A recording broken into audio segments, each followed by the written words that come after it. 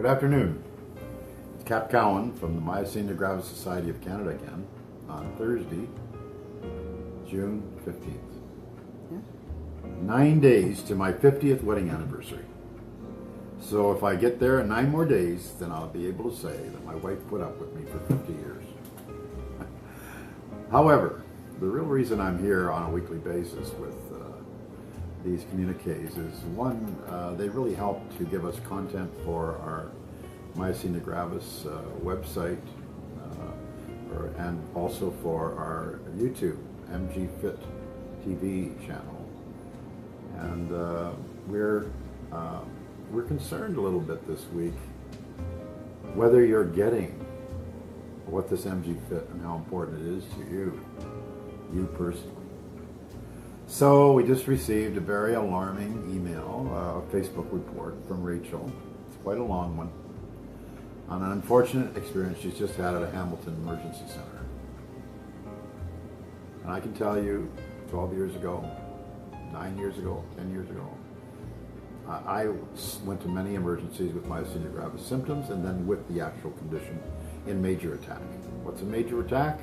Let's remind ourselves when you start having trouble breathing and swallowing and lisping when you talk and your eyes are starting to close up, you're having an attack. If you do not treat that attack, you can die. You will suffocate to death. That is a unique aspect of being a myasthenia gravis patient, especially if you're a grave one. So that's kind of where we are as an organization. Uniquely, all of us who have myasthenia gravis have a unique autoimmune condition that is chronic, that is not curable, but it is treatable if we pay attention and get proper diagnosis, and if our healthcare professionals understand the process that's required to get the right treatment for each of us. And we know that treatment's different for each of us. In my case, I really don't have any allergies. I have no other predisposed conditions. Originally, when I first was diagnosed with myasthenia gravis, my family were baffled by it. What's wrong with you? Is this something you've contracted? Is it a disease, like by a virus? Or is it something genetic we should all be concerned about now? And turned out, no, it's not genetic. And no, it's not a virus that that's contagious. It's an autoimmune mutation, basically. Some of your antibodies in your system have gone rogue, and they attack your muscle receptors. Sometimes without any warning. And the early signs are that lazy eye, that droopy eye, and that lisping of your voice. You sound like you've been drinking too much or on drugs or something. And some people have lost their jobs because of it. I think that the individual, I've met them at some of our support meetings. Or all of a sudden a long distance runner can't even run 100 yards anymore because they just drop from fatigue. It's a big adjustment to make. So the fundamental reason why I am president of your organization, one, because nobody else wanted the job, to be truthful about it originally. And now I cherish the job because I really think that what we're doing will help you. And that's a primary reason for Myasthenia Gravis Society of Canada, Myasthenia Gravis Support Group Canada, and now our new national fundraising campaign, which is a vision called MG Fit. We don't think it's enough just to ask for money to help with a cure, that this goes just to research. We believe, one, our patients need support, direct support from us, every way we can find. That support will manifest itself many different ways. Some of it's just comfort, just a sense of fellowship, sharing the information, just being part of a community now that we are, that could be from 15 to 30,000 Canadians. A lot of people out there in isolation on this condition because most people don't believe we have it. It's kind of an invisible condition, and even, especially when we're treated, the condition appears to make us look normal when we're really not. It's a new norm. So here we are with this dilemma.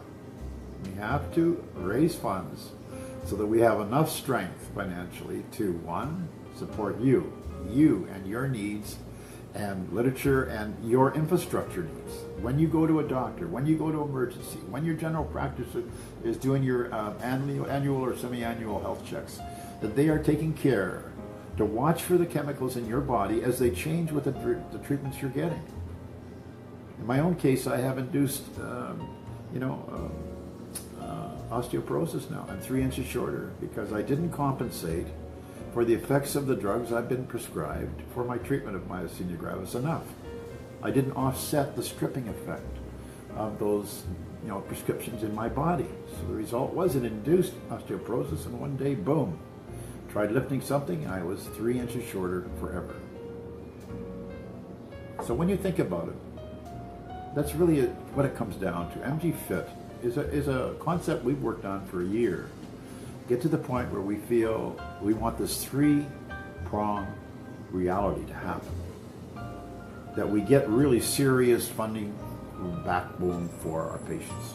2, that we have a backbone of strength financially to really educate the healthcare profession, not once, not twice, but ongoing, in perpetuity.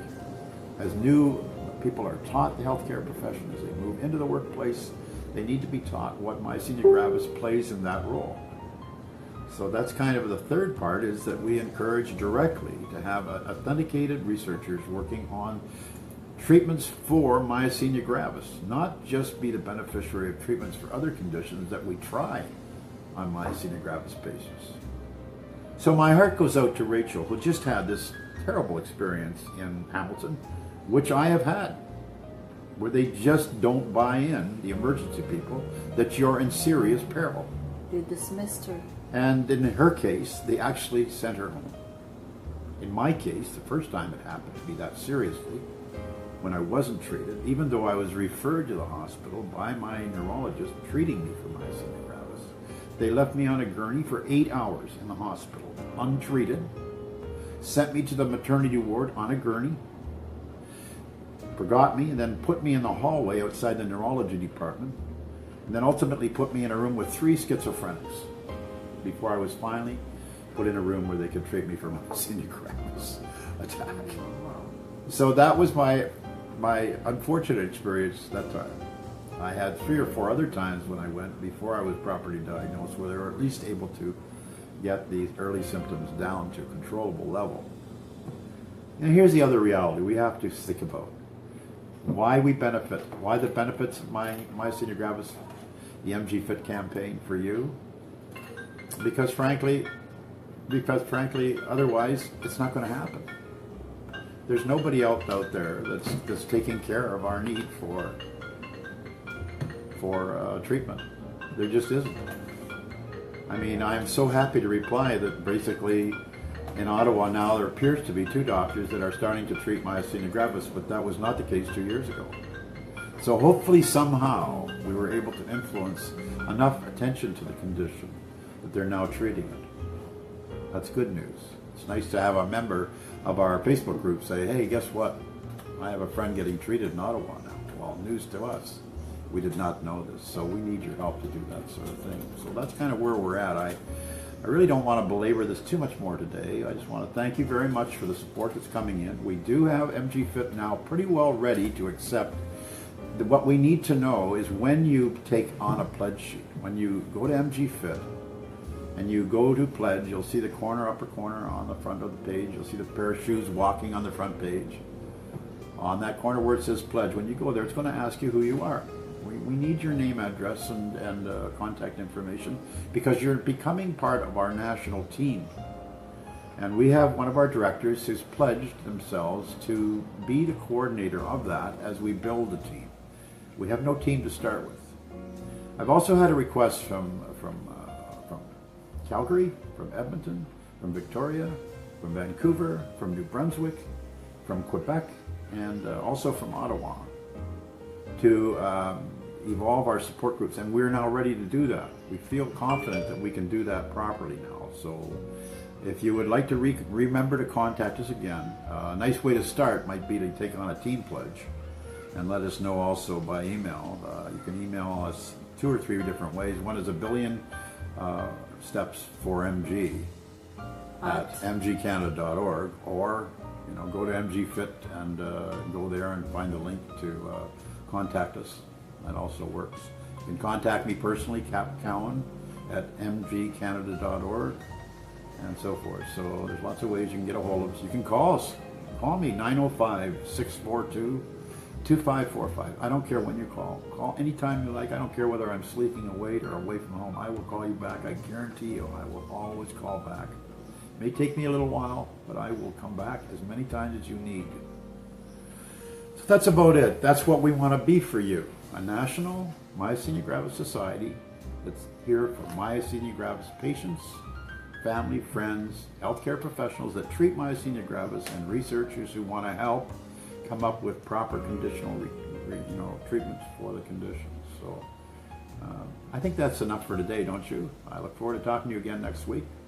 Take care, and that's mgcanada.org or mgfit.org for pledging and more information on our national fundraising campaign.